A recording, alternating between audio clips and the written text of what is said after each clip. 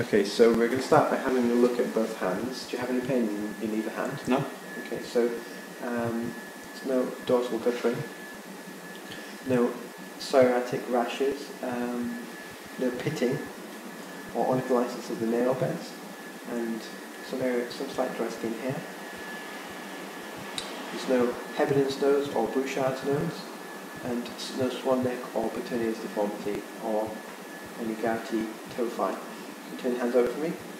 So the oral aspect shows straighten your fingers for me. There's no Dupuytren's contracture. And comparing the thenar and hypothenar illnesses, there's no wasting, and there's no scars, particularly where you expect a carpal tunnel release to be. That's good. So we're going to move on to having a feel of this hand now. So let me know if there's any pain at any point. So you feel the bony prominences. So you've got the scaphoid tubercle and the pisiform. Turn your hand over slightly. You've got the ulnar head. Any pain there? No. Okay. Just cock your thumb back. Okay. So you can see the tendons that mark the boundaries of the anatomical snuff box. So the extensor pollicis longus and the extensor pollicis brevis, and the flexor pollicis brevis as well. So I'm just going to press and base the scaphoid. Any pain there? No. No? Okay, you can feel the radial artery there as well. So now the palms themselves, there's no thickening of the palmar fascia, and I'm just going to feel the joints now. So the carpal metacarpal joints. Any pain there? No. The metacarpopharyngeal joints and joint capsules. Any pain? No. Okay, and the interpharyngeal joints. Proximal. Distal. Okay. Now I'm going to run you through some movements. The first thing I want you to do is just close both hands into a fist and then open both hands flat.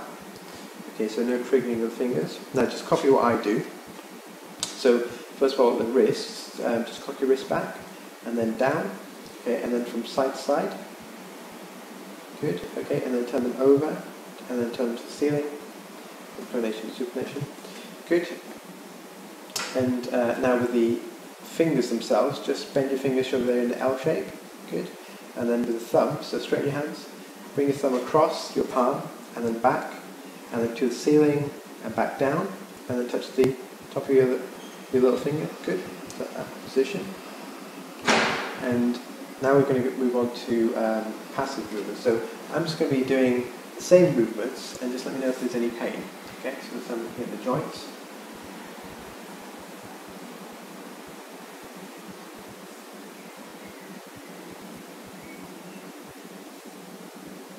Quite quick.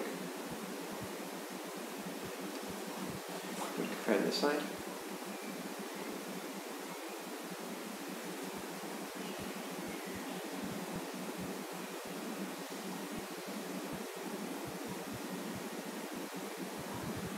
Okay. Now, we're going to move on to resisted movements now. So, first thing you need to do is cock your wrist back for me like this. Okay, and try and stop you from pushing down. Okay, and to the other side. Okay, cock your wrist down. Try and straighten up. Same on the side. Good. Spread your fingers out. Okay. And bend these fingers down at this joint. Good. And try and straighten your wrist, your hands, fingers. Same on the side. Good. Hands face up for me, please. And then point your thumb to the ceiling. Try and stop you pushing down.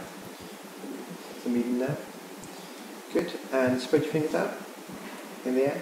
And just keep them spread open. Try and stop you from closing them. Okay, so this is T1 on the nerve.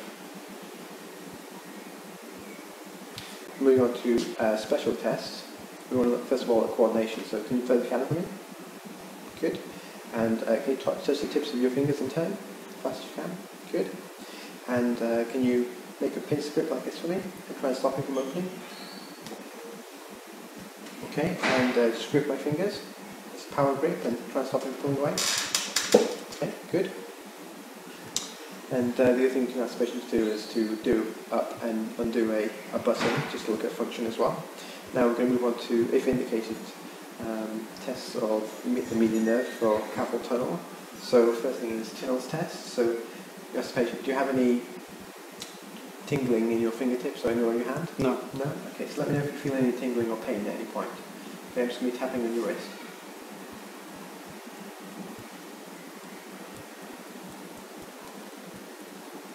Anything tingling there? No. Okay. And compare with that if needed. That's the Till's test. And the other thing you can do is fit forced flexion. So make an upside down crane shape with your hands. Good. And just hold it there. So failing test involves fixed flexion for a minute. And again, you should feel a positive failing test would be tingling and distribution of the median nerve. Any tingling there? No.